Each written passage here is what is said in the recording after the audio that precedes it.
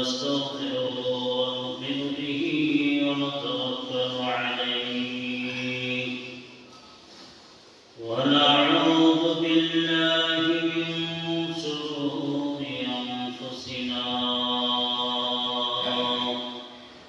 ومن سيئات أعمالنا من يهد الله فلا مضل له ومن يضلله فلا هادي له ونشهد أن لا إله إلا الله وحده لا شريك له ونشهد أن سيدنا سندنا وحبيبنا وحبيب ربنا وطبيبنا وطبيب قلوبنا ومولانا محمد الذي أرسل إلى كافة الناس بشيرا ونذيرا وداعيا إلى الله بإذنه وسراجا منيرا أما بعد فأعوذ بالله من الشيطان الرجيم بسم الله الرحمن الرحيم يا أيها الذين آمنوا ادخلوا في السلم كافة ولا تتبعوا خطوات الشيطان إنه لكم عدو مبين وقال رسول الله صلى الله عليه وسلم المسلم من سلم المسلمون من لسانه ويده أو كما عليه الصلاة والسلام وقال تعالى في شان حبيبه ومحبوبه ومعشوقه مخبرا وآمرا إن الله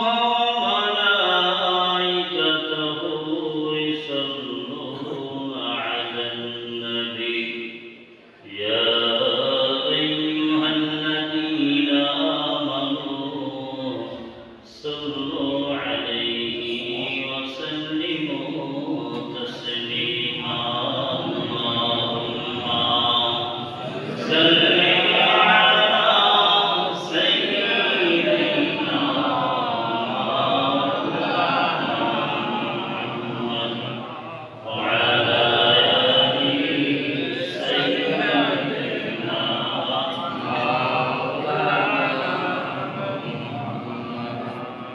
हरचकाही बासले किन्नंद की दीवाना बास हरचकाही बासले किन्नंद की दीवाना बास बा मोहम्मद हो से बासो बा खुदा दीवाना बास अल्लाहुम्मा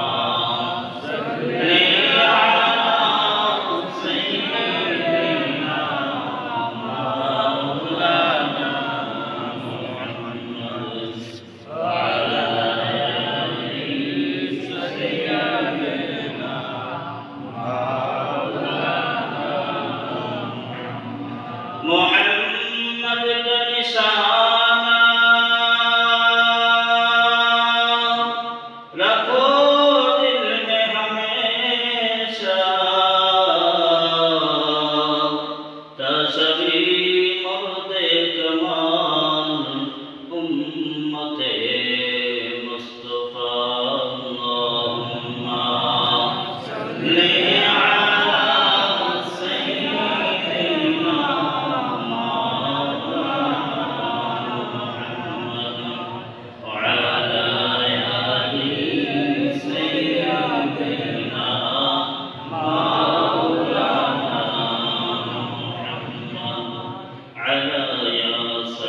ومن القصر المعلى ستدفن عن كريب في التراب له ملك ينادي كل يوم لدول البلوغ وظنون الخاب قليل عمرنا في دار الدنيا ومرجعنا إلى بيت التراب بلغ العلا بكماله كشف الدجى بجماله حسنت جميع خصاله صلوا عليه وآله صلى الله عليه وسلم আল্লাহ পাক রব্বুল আলামিনের নিকট হাজার কোটি শুকর ও সুজুদ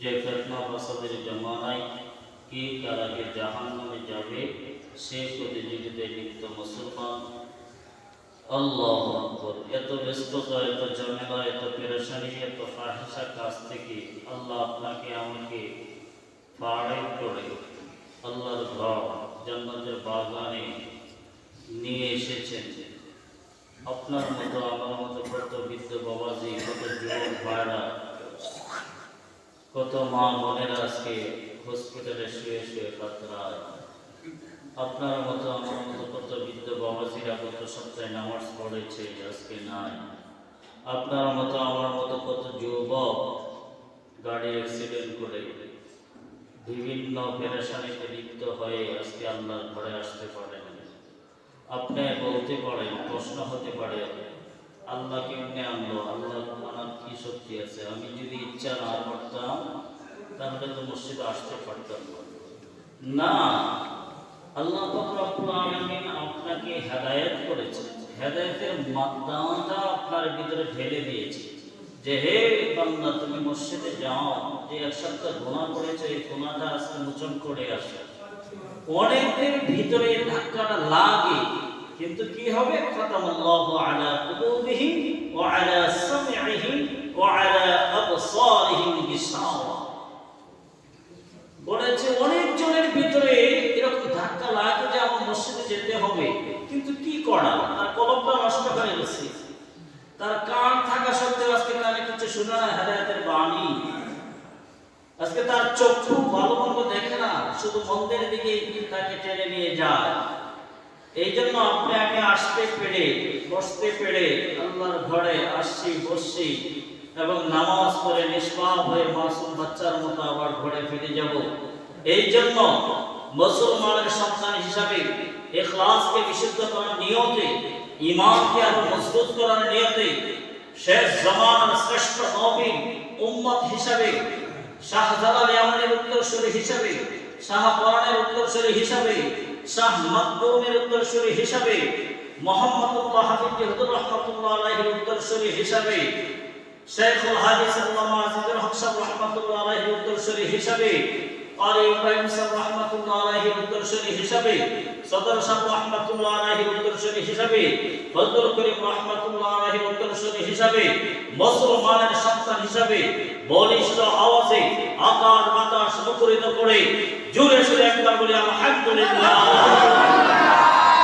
আলহামদুলিল্লাহ কদ্দারা খায়রান ওয়া কাবারা ওয়াস শুকরু লিমান সাওয়ারানা হুসনান ওয়া জামালা লা জিদ্দা ওয়ালা লিদ্দা ওয়ালা হাদ্দা লিমাওলা আল-আন কামা কানা ওয়া লাম ইলকা যাওয়ালা লা ক্বাবলা ওয়ালা বা'দা ওয়ালা ওয়াক্তা জামানা লা হাকিমা ওয়ালা মানি'a লিল্লাহি তাআলা চিল্লায় মারহাবা শুকরিয়া শুকরিয়া আদায় করতে হবে এর বিকল্প নেই লক্ষ কোটি দরুদ ও সালাম মুহাম্মদের কান্ডারি খাতামুন নবিয়্যিন সাইয়্যিদুস সাকারাইন মদিনা তাজদার আহমদ মুহাম্মদ মুজতবা জনাবে রাসূল করিম সাল্লাল্লাহু আলাইহি ওয়াসাল্লামের উপর সবাই একবার করি সাল্লাল্লাহু আলাইহি ওয়াসাল্লাম যাই হোক আমরা বর্তমানে আমি যে আয়াত তেলাওয়াত করেছি সূরাতুল বাকারা থেকে 208 নম্বর আয়াত এই আয়াতের আঙ্গিকে এই আয়াতের প্রেক্ষাপটে আয়াত আমাদেরকে চাই, আমরা কি দিব। এই যে কোরআন নাযিল করে দিয়েছে, কোরআন আমাদের থেকে কি চায়, কিভাবে চাই, কেন চাই, কোন জিনিসটা চাই। আরে এই কোরআন আপনাকে কোন দিকে নিয়ে যাবে, এটা কিন্তু আমরা আজকে জানি না। না জানার কারণে অজ্ঞতা থেকে আমরা এই দুনিয়া ত্যাগ করি। আমাদের সবার মস্তিষ্কে যদি সবাই বিশ্বাস করে কি মরতে হবে, কেউ বাঁচব না, তবু কেন গুনাহ করব?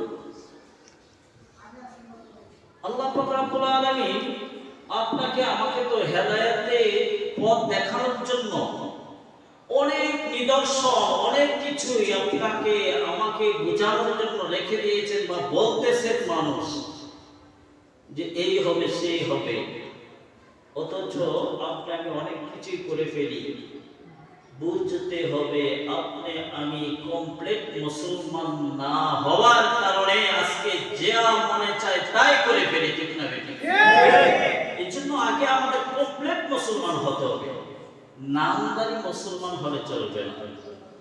ইয়া আইয়ুহাল্লাযীনা আমানু উদখুলু ফিস সিলমি কাফা। সিলম মানে ইসলাম, সিলম মানে শান্তি। সালাম শব্দের সিলমুন। আল্লাহ পাক রব্বুল আলামিন বলেছেন, হে ঈমানদারেরা, হে ঈমানদারগণ, উদখুলু তোমরা প্রবেশ করো। এখানে আমরা লাজিম ইজাফা করে দিয়েছেন, ওয়াজিব ব্যবহার করেছেন। ওয়াজিবটা ফরজের সমতুল্য। আল্লাহ বলতেছেন যা না হলেই নয়, এমনি ভাবে তোমরা ইসলামের ভিতরে ঢুকো। ফিস সিলমি কাফা, কাফিয়াতুন মানে যথেষ্ট, যা পরিপূর্ণ হয়। আল্লাহ বলতেছেন তোমরা ইসলামের ভিতরে এমন ভাবে প্রবেশ করো যাহা পরিপূর্ণ হয়।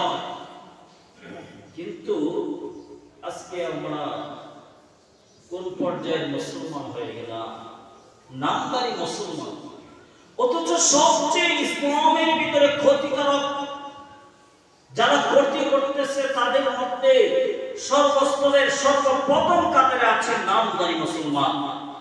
1500 বছর আগের ইতিহাস তালাশ করলে দেখা যায় এই নামদারি মুসলমানের কারণে সাহাবায়ে কেরাম, তাবেঈনরা বড় বড় যুদ্ধে হেরেছে শুধু এই নামদারি মুসলমানের কারণে।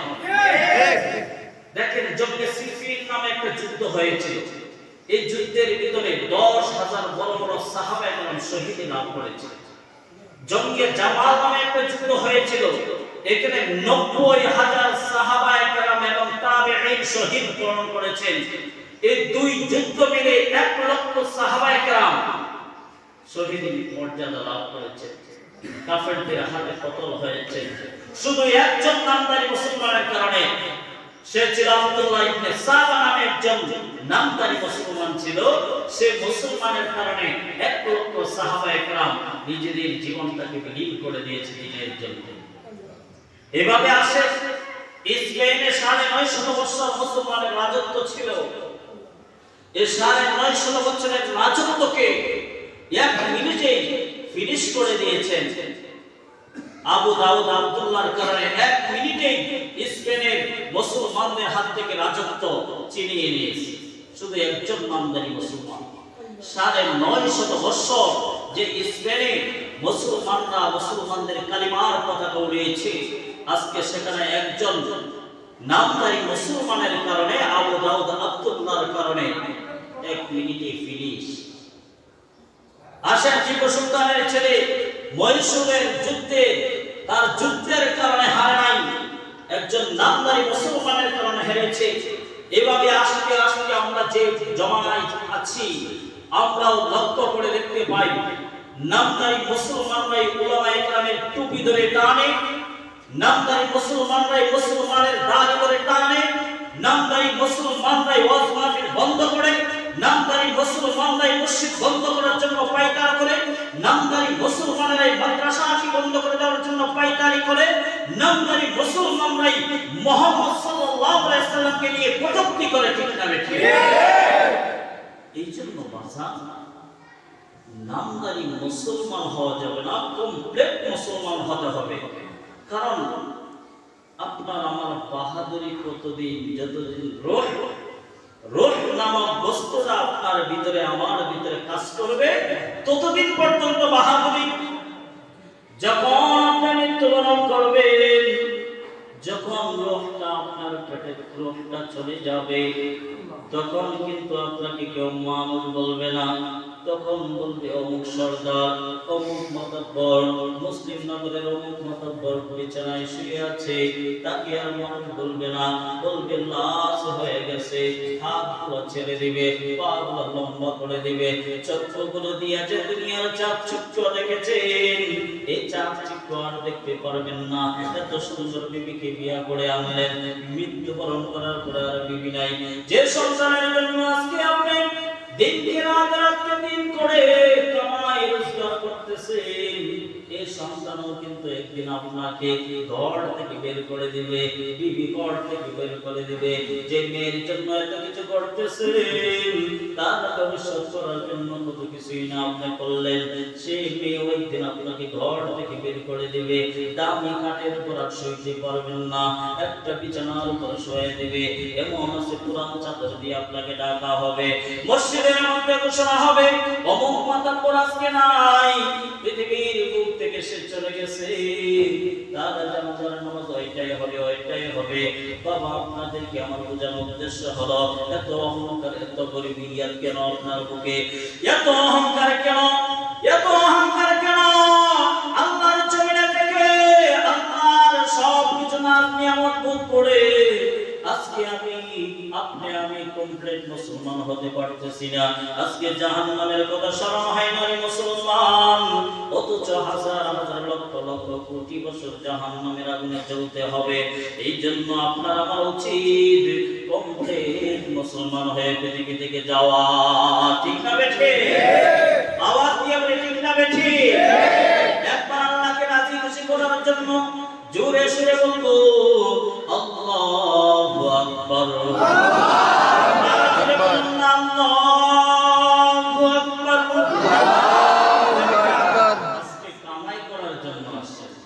কামাই করতে হবে, যেটা বাজার বোঝানো উদ্দেশ্য।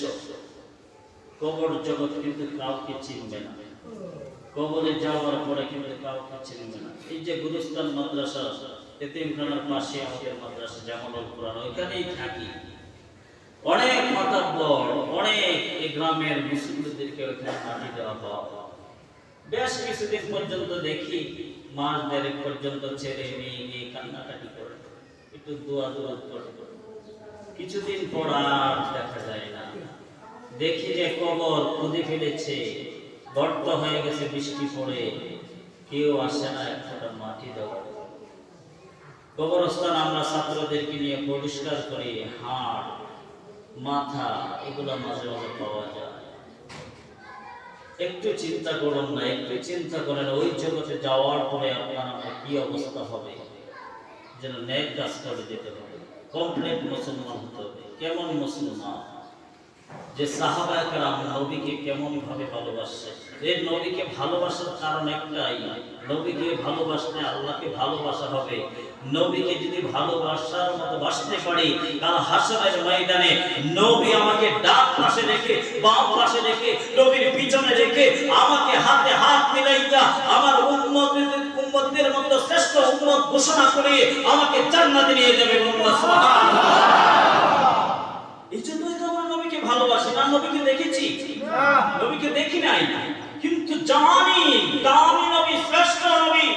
কাল হাসরের ময়দানে সেই নবী সুপারিশ করে আপনাকে আমাকে আল্লাহ পাক রব্বুল আলামিনের মাধ্যম থেকে চাইয়া, আল্লাহর কাছ থেকে চাইয়া, জাহান্নাম থেকে উঠাইয়া জান্নাতে ঢুকিয়ে দিবে। সুবহানাল্লাহ। অথচ সেই নবীকে ভালোবাসার মতো বাসি, কলিজাটা দিয়ে বাসতে হবে। কেমন কলিজা দিয়ে বাসতে হবে? একটা ছোট্ট সাহাবার ঘটনা বললে আপনারা বুঝতে পারবেন তারা কোন ধরনের মুসলমান ছিল। তারা কি কমপ্লিট মুসলমান ছিল না আপনার আমার মতো অর্ধেক মুসলমান ছিল? এটা বললে বুঝতে পারবেন। সাহাবায়ে কেরাম যখন কাফের ছিল, বিভিন্ন সাহাবায়ে কেরাম যে ওমর নবীর কল্যাণের জন্য ছুটে যায়, সে ওমরই যখন ইসলাম ইসলাম গ্রহণ করে ফেলেছে, তখন সবার সামনে এসে ঘোষণা দিয়েছে, আজ থেকে আযান কোনো গোপনে হবে না, আজ থেকে কালিমার দাওয়াত কোনো গোপনে চলবে না, আজ থেকে প্রকাশ্যভাবে ইসলামের দাওয়াত চলবে, প্রকাশ্যভাবে মসজিদের মিনারে আযান হবে। কেউ যদি বাধা দিতে আসে তার কল্লাটা আর কল্লার জায়গায় থাকবে না। সুবহানাল্লাহ। আমরা মুসলমানের সন্তান দাবি করি, বলি আমি তো মুসলমানের সন্তান, বলি আমি নবীর উম্মত, আমার ঈমান মজবুত আছে। নামাজ না পড়লে কি হয়েছে? ঈমানটা তো আছে। নামাজ না পড়লে কি হয়েছে? নবী বলেছে লা ইলাহা ইল্লাল্লাহ দাখালাল জান্নাহ, যে লা ইলাহা ইল্লাল্লাহ পড়বে সে তো জান্নাতে যাবে। আরে বাজার আপনি কোনো বুঝেন নাই, লা ইলাহা ইল্লাল্লাহ মুহাম্মাদুর রাসূলুল্লাহ, এখানে লা ইলাহা ইল্লাল্লাহ কাদেরকে চাই, কিভাবে চাই, কেন চাই, এই তিনটে প্রশ্নের উত্তর যখন হল হয়ে যাবে তখন আপনার জবান থেকে আর এরকম কথা বের হবে না যে লা ইলাহা ইল্লাল্লাহ পড়লেই তো জান্নাতে যাওয়া যাবে, ঈমান থাকলেই তো হয়েছে, নামাজ না পড়লে কি হয়েছে, যাকাত না দিলে কি হয়েছে, আমি তো ঈমান গ্রহণ করেছি, আমানতু বিল্লাহি পড়েছি, তাহলে আমার নামাজ পড়ার দরকার নাই, এই ঈমানই আমাকে জান্নাতে নিয়ে যাবে। বলুন নাউযুবিল্লাহ। সাহাবায়ে কেরাম ঈমান আনার পর একটা ছোট্ট সাহাবা 10 থেকে 12 বছর বয়স, এভাবে নবীজি একদিন হঠাৎ জোহরের পরে বয়ান করতেছে, জোহর বা আসরের টাইমে বয়ান করতেছে। কোন কিতাবে আসে তাফসীরে রুহুল মানিতে লেখে জোহরের পরে নবীজি করিম সাল্লাল্লাহু আলাইহি সাল্লাম এভাবে একদিন বয়ানে বসেছেন। বয়ান শেষ করার পর সকল সাহাবায়ে কেরাম বের হয়ে গেছে, নবীজি সর্বশেষ বের হয়েছেন।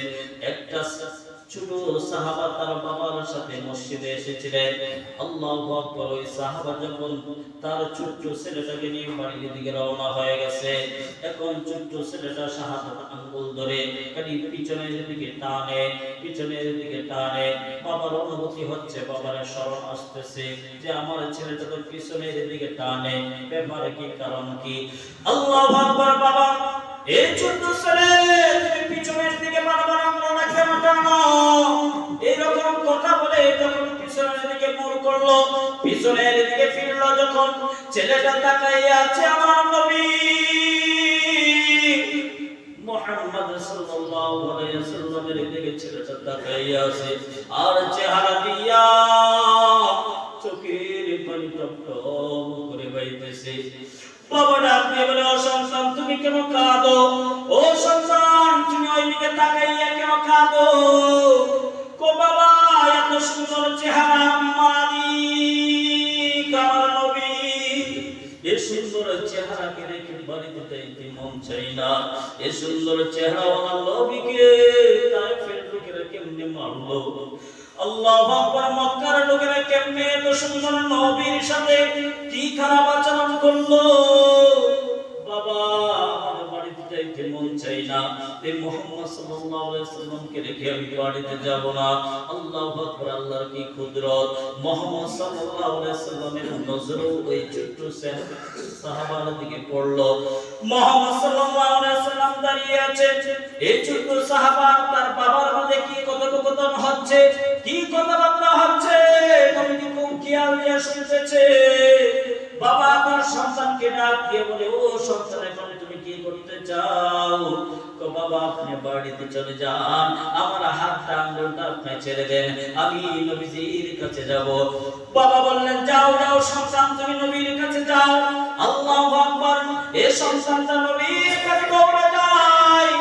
নবী তাকে জিজ্ঞাসা করে, ও সন্তান এতক্ষণ তুমি কি কথাবার্তা বলেছ আমি শুনেছি, তুমি বড়ই মহব্বত করো বুঝি আমাকে, তুমি বুঝি আমাকে অনেক ভালোবাসো, তাই নাকি?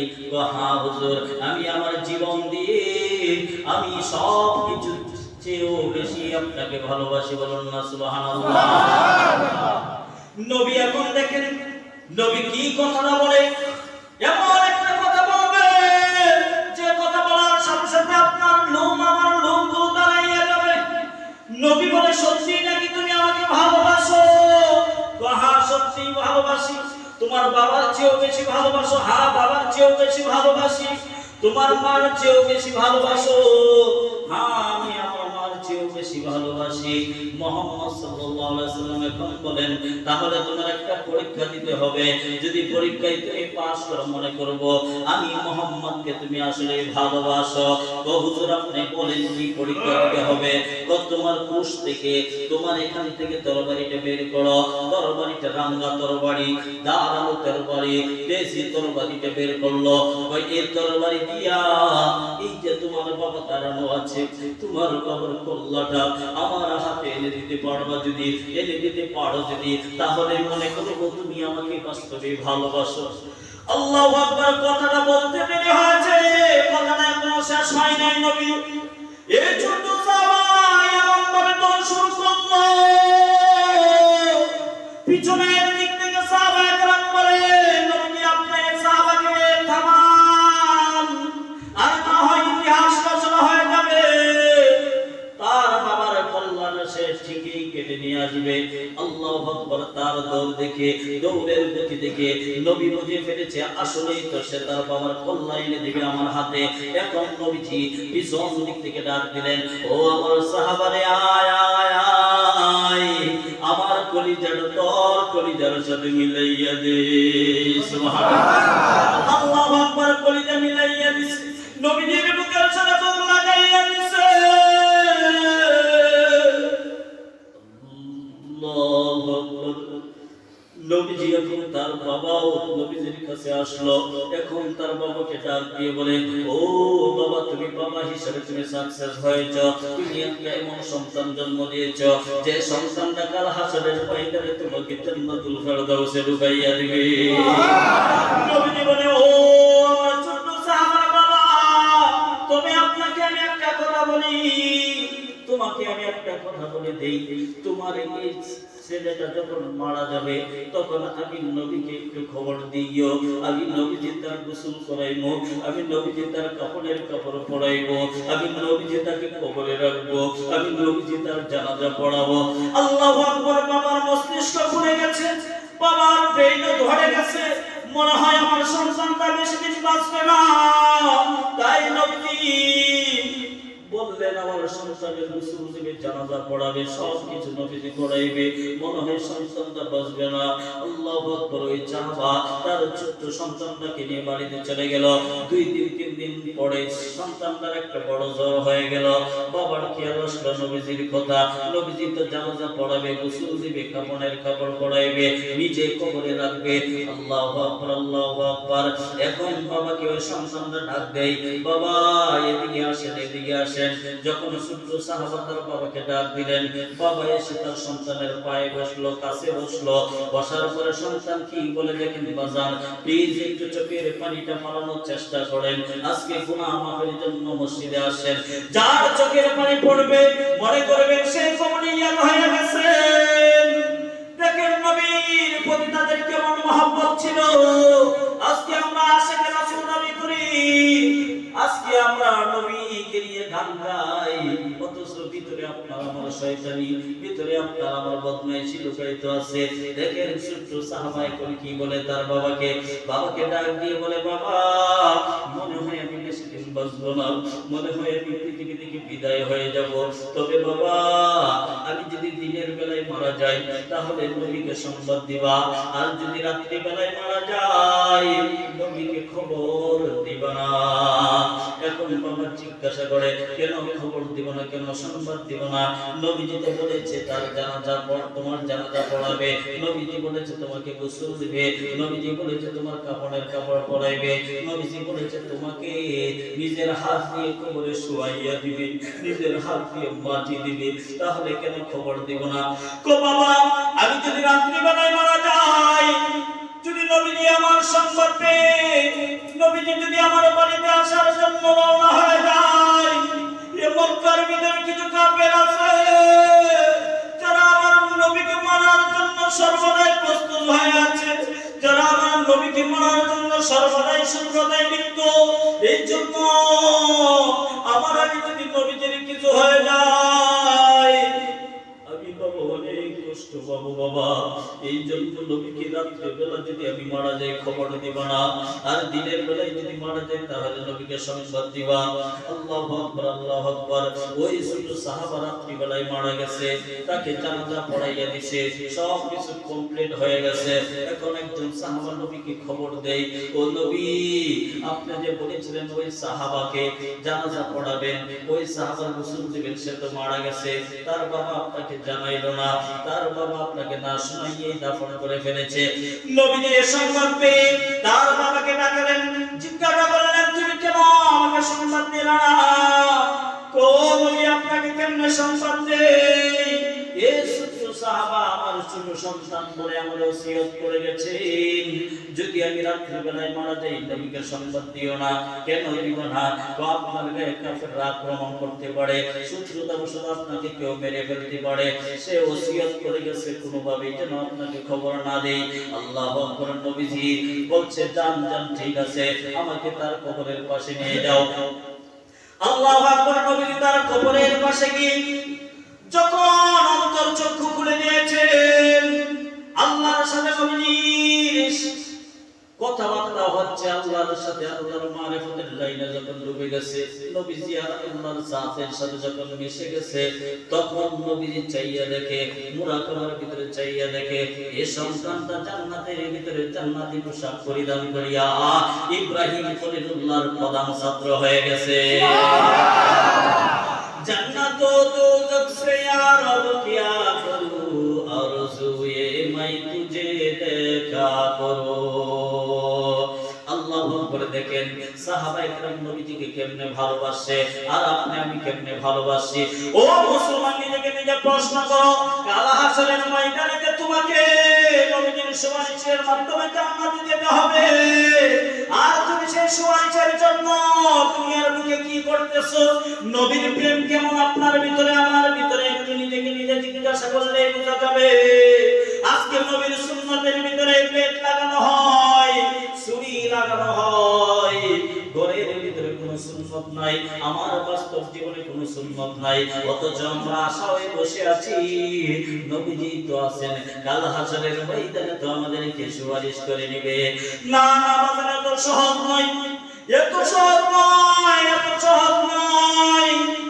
জান্নাতে যাওয়ার জন্য চোখের পানি ফেলতে হবে, জান্নাতে যাওয়ার জন্য চোখের পানি, জাহান্নাম থেকে বাঁচার জন্য আপনার চোখের পানি ফেলতে হবে, আর না হলে কিন্তু বাঁচতে পারবেন না। কারণ এটা প্রমাণ বহন করে হাদিস। ফাতিমাতুজ জোহরা রাদিয়াল্লাহু তাআলা আনহা যখন বাবাকে বলেছিলেন, বাবা আমি তো আপনার মেয়ে, কবরের মাঝে কি আমারে প্রশ্ন করা হবে কিনা, কবরের ভিতরে আমাকে কি প্রশ্ন করবে, আমি তো জান্নাতের সর্দারনি হব, আমি তো আপনার মেয়ে, খুব আদরের বস্তু আমি।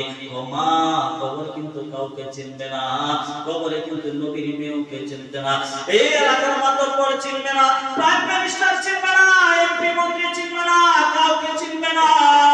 যখন আপনার পরিচয়টা আপনি দিতে পারবেন আপনার কমপ্লিট মুসলমান, তখনই কিন্তু কবরে আপনাকে সাধুবাদ জানাইয়া আপনাকে জান্নাতে ঢুকাইয়া দিবে। शम्स कमर सर्व जमीअन जन्नो अख्तार दुस्त जिबल वादी सहराए समंदर गुलजार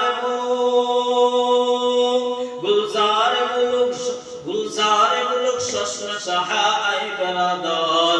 এই জন্য জান্নাতে যাওয়ার জন্য কাঁদতে হবে, বেশি বেশি কাঁদতে হবে। হাদিসের ভিতরে পাওয়া যায়, আল্লাহু আকবার, আল্লাহু আকবার। আলী রাদিয়াল্লাহু তাআলা আনহুর ঊর্ধ্বতন পুরুষদের মধ্য থেকে একটা ছোট সাহাবা, তার নাম ছিল আলী আসগর নামে।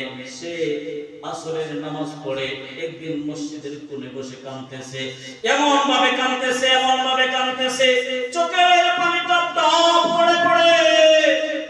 এই বৃদ্ধ বাবাজিরা অনেক সময় দেখা যায় নামাজ পড়ে যখন বের হন, কেউ যদি মসজিদের কোণে বসে কাঁদে, তখন তার দিকে সবাই একটু ফিরে তাকায়, কে এমন আওয়াজ করে কাঁদতেছে। আল্লাহু আকবার। আলী আসগর ছোট বাচ্চা মসজিদের কোণায় বসে কাঁদে, বুজুর্গরা মুরব্বিরা দাঁড়াইয়া আছে, কেন কাঁদতেছে আমাদের একটু জানা দরকার। মুনাজাতের ভিতরে বলতেছে, আল্লাহ জাহান্নামের আগুন থেকে আমারে বাঁচাইয়া দিও, আল্লাহ জাহান্নামের আগুন সহ্য করতে পারবো না মাওলা,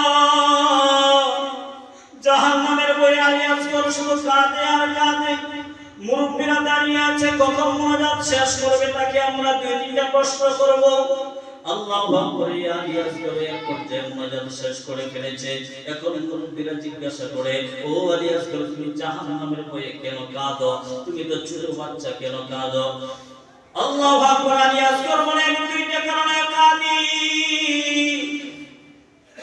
আল্লাহু আকবার। জাহান্নামের ভিতরে আল্লাহ পাক রব্বুল আলামিন বলে দিয়েছেন, ওয়াকুদুহান নাস ওয়াল হিজারা। জাহান্নামের ভিতরে আল্লাহ পাক রব্বুল আলামিন জাহান্নামের লাকড়ি বানাবেন মানুষ আর পাথর দ্বারা। এখন বৃদ্ধ বাবাজিরা বলে, আল্লাহ তো এখানে বড় মানুষের কথা বলেছে, তুমি তো ছোট বাচ্চা, তোমার তো 6 থেকে 7 বছর বয়স, তুমি কেন কাঁদো? তুমি তো বড় না। আল্লাহু আকবার। আলী আসগর ডাক দিয়ে বলে, ও বৃদ্ধ বাবাজিরা, আমি আমার মাকে দেখেছি, যখন মা লাকড়ি দিয়ে রান্না করে তখন ছোট ছোট লাকড়িগুলো আগে দেয়, যখন আগুন হাও হাও করে বাত করে চলে যায় তখন বড় লাকড়িগুলো পড়ে দেয়। আল্লাহু আকবার। আলী আসগর বলেন, জাহান্নামে যদি আমি ছোট আলী আসগরকে দিয়ে প্রথমে আগুন ধরানো হয় তখন আমার কি উপায় হবে? এই জন্য আমি কাঁদি। জাহান্নাম তো কাউকে চিনবে না, জাহান্নাম তো শুধু বলে হাল মিন মাজিদ, আমি ক্ষুধার্ত, আমি ক্ষুধার্ত, আমার পেটের ভিতরে যা দাও তাই আমি খেয়ে নিব। এই ভয়ে আমি কাঁদি, এই ভয়ে আমি চোখের পানি ফেলাই। আল্লাহ যেন এই কাঁদার কারণে, আল্লাহ যেন এই চোখের পানি ফেলানোর কারণে আল্লাহ যেন আমাকে জান্নাতুল ফেরদাউসে ঢুকাইয়া দেয়। বাজান, সব কিছুর মোট কথা হলো, জান্নাতে যাইতে হলে জান্নাতের কাজ করতে হবে। জান্নাতে যাইতে হলে এক কাজ, জান্নাতে যাওয়ার আগে যা যা দরকার তাই দুনিয়া থেকে আপনার কমপ্লিট করে যেতে হবে। জান্নাতে যাওয়ার জন্য দেখেন নবীজি করিম সাল্লাল্লাহু আলাইহি ওয়াসাল্লাম 10 জন সাহাবাকে জান্নাতের টিকিট দিয়েছেন। বলুন না সুবহানাল্লাহ। উসমান ফিল জান্নাহ, ওমর ফিল জান্নাহ, আবু বকর ফিল জান্নাহ, এরকম ভাবে 10 জন সাহাবায়ে কেরামের টিকিট দিয়েছেন।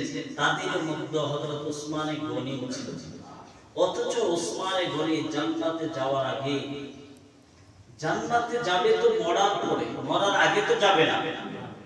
জান্নাতের টিকিট পাওয়া সত্ত্বেও প্রত্যেকটা দিন কবরের পাশে দাঁড়িয়ে কাঁদতো। প্রত্যেকটা দিন কবরের পাশে এমন ভাবে কান্না করতো, চোখের পানি বাইয়া যেত, যে দিকে যেত ড্রেন হয়ে যেত। সুবহানাল্লাহ। এত চোখের পানি, এত চোখের পানি বানাইছে জান্নাতে যাওয়ার জন্য। আর আপনি আমি ফজরের আযান শুনে আর ঘুম ভাঙে না। অনেকজনের বিবি আছে আবার রাত্র জাগরণ করে ফজরের আযানের আগে উঠে যায়, স্বামীকে যখন ডাকে বলে, ডাক দিয়ে মার একটু ঘুমাই, একটু পরেই নামাজ পড়ব না, আর একটু আলোকিত হোক না, একটু পরে মসজিদে যাব। আর কোনো খবর নাই। অনেকজনের সন্তান রয়েছে, আবার সন্তানদেরকেও জাগাই না। সন্তানদের যদি জাগাই সন্তানের চেহারা নষ্ট হয়ে যাবে, সন্তানটার সমস্যা দেখা দিতে পারে, এই জন্য জাগাই না। অথচ জান্নাতে যাওয়ার জন্য আমি দুনিয়ার বুকে কি করতেছে একটু হিসাব মিলান। অথচ উসমানে গনি জান্নাতের টিকিট পাওয়া সত্ত্বেও এত কান্না করেছে, এত কান্না করেছে। আল্লাহু আকবার। ইতিহাস সাক্ষী, হাদিস সাক্ষী, উসমান গনি কি পরিমাণ কান্না করেছে। যাই হোক, মদিনায় যখন নবীজি করিম সাল্লাল্লাহু আলাইহি ওয়াসাল্লাম যখন মদিনায় গেলেন, মদিনায় যাওয়ার পরে লবণাক্ত পানি নবীজি খাইতে পারে না। নবীজির বহুত কষ্ট হয়, লবণাক্ত পানি খাইতে পারে না। মক্কায় এতদিন মিষ্টি পানি খাইছে, এখন মদিনার পানি হচ্ছে লবণাক্ত, এই জন্য নবীজি খাইতে পারে নাই। নবীজি সাহাবায়ে কেরামদেরকে বলেন, ও সাহাবায়ে কেরাম, তোমাদের মাঝে এমন কেউ আছো যে আমাকে মিষ্টি পানির ব্যবস্থা করে দিবা? মুহাম্মদ সাল্লাল্লাহু আলাইহি ওয়াসাল্লাম বলেন, যে আমাকে মিষ্টি পানির ব্যবস্থা করে দিবা কাল হাসরের ময়দানে তাকে আমি নিজের হাতে ধরে জান্নাতে ঢুকিয়ে দিব। বলুন না সুবহানাল্লাহ। কে এমন সাহাবা আছো যে মিষ্টি পানি আমার জন্য ব্যবস্থা করতে পারো? তোমার জান্নাতে যাওয়ার দায়িত্ব আমি মুহাম্মদ নিয়ে নিলাম। বলুন না সুবহানাল্লাহ। জোরে সোরে বলুন না সুবহানাল্লাহ। দেখেন, জান্নাতে যাওয়ার দায়িত্ব যিনি নেবেন তিনি কি আপনার আমার মতো সাধারণ ব্যক্তি না। রাসূল মাস চলে, আল্লাহুম্মা বারিক লানা ফি রাসূল ওয়া শাবান ওয়া বাল্লিগনা রমজান। রমজানের 26 অথবা 27 রজনীতে নবীজি মেরাজ করেছেন। মেরাজ হয়েছে তিন কারণে, একটু আপনাদেরকে জানাই দিই। এই রজব মাসে নবীজির মেরাজ হয়েছে। কত নবীজির মেরাজ হয়েছে তিন কারণে। এক নম্বর হলো ওনার চাচা ইন্তিকাল হয়ে গেছে। ইন্তিকাল হওয়ার পরে নবীজি যখন ঘরের ভিতরে ঢুকে কান্নাকাটি করতেছে, বিবি খাদিজা ডাক দিয়ে বলে, ও নবী আপনি কাঁদেন কেন? এত কান্নার কি আছে? যার অভিভাবক স্বয়ং আল্লাহ হয়ে যায় তার কোনো অভিভাবক পৃথিবীর জমিনে রাখবে না, এটাই হলো সত্য কথা। আপনি কাঁদিয়েন না, এমন একদিন আসবে আমি খাদিজাও থাকবো না। এমন একদিন আসবে আমি খাদিজাও থাকবো না। কথাই না কথা, এক সপ্তাহ দুই সপ্তাহ পরে খাদিজাও এই পৃথিবীর বুক থেকে চলে গেছে। এখন নবীজি মসজিদে হেরামে বসে বসে খালি কান্দে। কুরাইশদের বগাট ছেলেরা বলে, ও নবী কান্দো কেন? কুরাইশ বংশের শ্রেষ্ঠ রমণীকে বিয়ে করে তো বুক ফুলাইয়া হাঁটতা, এখন কাঁদো কেন? এই নবীজি এই কথা টিটকারি মশকারি শুনে আর ভালো লাগে না, তায়েফে চলে গেলেন হালিমাতুস সাদিয়ার বাড়িতে। ওইখানে গিয়া একটু দাওয়াত দেওয়ার জন্য চলে গেলেন। ওই তায়েফের জমিনেও কিছু বখাটের ছেলেরা নবীজিকে এমন ভাবে আঘাত করলো যে আঘাতে নবীজি জর্জরিত, যে আঘাতে নবীজি দাঁড়িয়ে থাকতে পারতেছিল না। আল্লাহু আকবার। আল্লাহর সাহায্যে জিবরাইল এবং মিকাইলের মাধ্যমে আবার মসজিদে হেরামে পৌঁছে দিয়েছে আলী রাদিয়াল্লাহু তাআলা আনহুর বোন, নবীজির চাচাতো বোন হান্না রাদিয়াল্লাহু তাআলা আনহার ঘরে। এখান থেকে নবীজি মেরাজ করেছেন।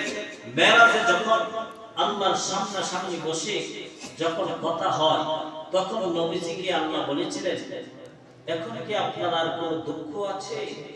বলেছে, আগে আমার প্রশ্নের উত্তর শোনার আগে বলুন, এই যে আমি আপনার সামনাসামনি বসে আজকে কথা বলতেছি, আমার আগে কি কোন পয়গম্বর এই চেয়ারে বসেছে কিনা? পয়গম্বর বসতে দূরে কিনা কথা, মালাইকাতুল মুকাররম যে চারজন ফেরেশতা রয়েছে, বড় বড় ফেরেশতারা আমার আশেপাশে ঘোরাফেরা করে, এরাও আমার সামনে আজ পর্যন্ত বসতে পারে নাই।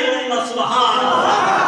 নবীজি তখনই বলেছে, সব জমিনের দুঃখ জমিনে দাফন করে দিলাম, আকাশের দুঃখ আকাশে দাফন করে দিলাম, আমার আর কোনো দুঃখ নাই। তবে একটাই দুঃখ, আমার দুঃখ হলো আমি তো আপনার সাথে মেরাজ করেছি, আমি তো আপনাকে দেখেছি, আমার উম্মতের জন্য আপনি মেরাজের ব্যবস্থা করে দিন। বলুন না সুবহানাল্লাহ। দেখেন নবী কত মায়া, কত ভালোবাসা। সে নবী বলেছে যে আমার জন্য মিষ্টি পানির ব্যবস্থা করবে, তাকে জান্নাতে ঢুকিয়ে দিবে। সময় শেষ, সংক্ষেপে বলে শেষ করে দিব। ওসমানে গনি হাত ধরেছে, দেখেন ওসমানে গনি জান্নাতের টিকিট পাইছে, পাওয়ার পরেও মনে সাক্ষী দেয় না আমি জান্নাতে যাব, মনে সাক্ষী দেয় না কবরে আমার সাথে ভালো ব্যবহার করবে, মনে সাক্ষী দেয় না কবরওয়ালা আমার সাথে সৎ ব্যবহার করবে।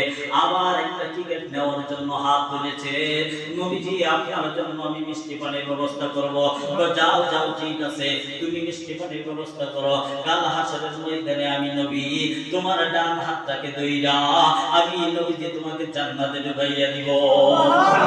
উসমানে গনি মদিনার অলিতে গলিতে ঘুরে কোথাও মিষ্টি পানি পায় না।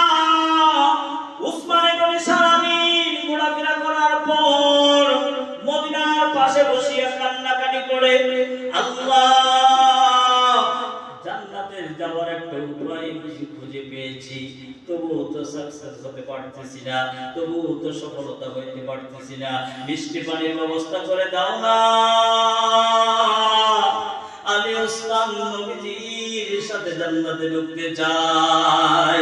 এভাবে 3 দিন 4 দিন 5 দিন 6 দিন 7 দিন ঘোরাফেরা করার পর আবার আয়েশা হতাশার মতো হীনমন্যতায় চেহারার ভিতরে কেমন জানি চোখের পানি টলমল করে, চোখের পানি পড়ে।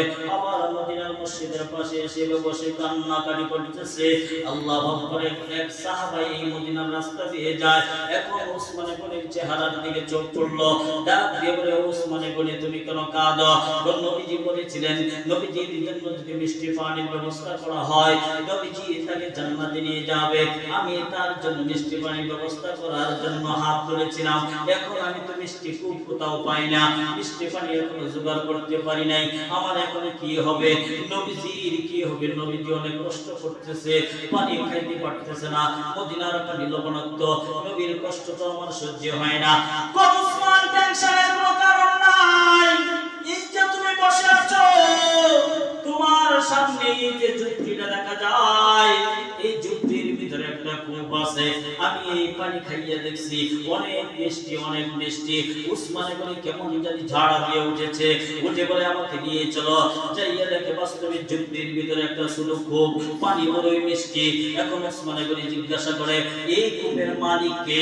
কয় এই কূপের মালিক হচ্ছে সে 20 কিলো দূরে থাকে, অমুক বাজারে থাকে, তো আমাকে নিয়ে চলো। আল্লাহু আকবার। ওসমান গনি ওই বাড়িতে গেল, ওই মহিলার কোনো স্বামী নাই, ওই মহিলার কোনো ছেলে সন্তান নাই, মহিলা শুধু একা। ওসমান গনি যাইয়া বলে, ও মায়া, ও মা, আমি আপনার কাছে আসছিলাম, কি জন্য আসছিলাম বাবা? তো আমি আসছিলাম নবীজির জন্য একটা মিষ্টি পানি, মিষ্টি কূপের ব্যবস্থা করতে। আপনার কূপটা পাইলাম, আপনার কূপের পানি বড়ই মিষ্টি, নবীজি পাইয়া অনেক খুশি হবে। আপনার কূপটা যদি আমার কাছে বিক্রি করতেন, আমি কূপটা নবীকে হাত দিয়ে দিলাম, আর এই হাদিয়া আমাকে জান্নাতে নিয়ে যাইবে। মহিলা এখন সুযোগ পেয়েছে। কিছু মানুষ আছে দেখবেন, যদি দাম দর না জানা থাকে, যদি জিজ্ঞাসা করা হয় ভাই এটার দাম কত হতে পারে, দেখবেন বলে 200 টাকা বলে 500, 500 টাকা বলে 1000। এখন মহিলা বলে ঠিক আছে, বহুদিন পরে একটা সুযোগ পেয়েছি। এখন বলে ওসমান তোমার কূপ কেনার কোনো সামর্থ্য নাই, আপনি বলে দেখেন, যত বলবেন ততই দিব। ওসমান যদি আমার কূপটা কিনতে হয়, কূপের পরিমাণ আমাকে টাকা দিতে হবে। ওসমান গনি চিৎকার দিয়ে বলেন, ও মহিলা, ও মা, আপনি তো কূপের পরিমাণ টাকা চেয়েছেন, আপনি যদি ওসমানের কলিজাটাও চাইতেন, ওসমানের কলিজাটা ছিঁড়ে দিয়ে হলো নবীজির জন্য কূপটা ক্রয় করে নিতাম। ও মুসলমান, আমি আপনাদেরকে বলতে চাই, নবীকে নিয়ে ব্যঙ্গ করা হয়, নবীর সুন্নাতকে নিয়ে টিটকারি করা হয়, নবীর হাদিসকে নিয়ে বিক্রি করা হয়, নবীকে নিয়ে শত্রুতা করা হয়, নবীকে নিয়ে বিভিন্ন শত্রুতায় লিপ্ত হয়ে গেছে। অথচ আপনার আমার বুক কাঁদে না, আপনার আমার মায়া লাগে না, আপনার আমার মহব্বত লাগে না। মনে করতে হবে আপনি আসলে নবীর উম্মত নয়, আপনি হচ্ছেন আদা উম্মত। আর আদা উম্মত হইয়া আপনি কাল হাসরের ময়দানে যদি নবীর সুপারিশ কামনা করেন, মনে করতে হবে এটা বোকামি ছাড়া আর কিছুই না। ঠিক না? এই জন্য বাবা, আয়াতের তাফসীর অনেক লম্বা চড়া আলোচনা, আরো অনেক আলোচনা হয়ে গেছে।